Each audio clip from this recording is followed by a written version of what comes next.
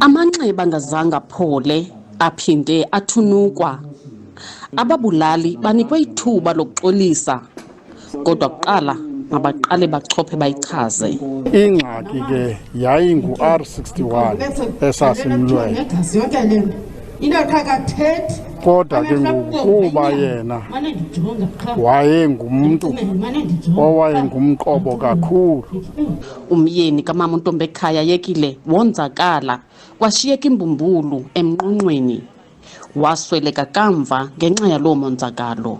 Babubuhle kakhulu, bayayazi into yobana abayazi indlala bayiqhelanga indlala ngelaa xesha utata bebephila, bayiqhelanga kho nto bebengayifumani abayifunayo kutata wabo. Le victim offender dialogue sifuna ukuthi yenzeke throughout iprocess yawo yokuba phakathi, ukuthi bangaboni kuphela laba ababonele only when we go to them.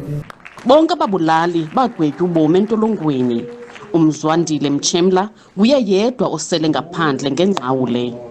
Kwiindaba ze-SABC ndingufundiswa Mhlekude eNgcobo.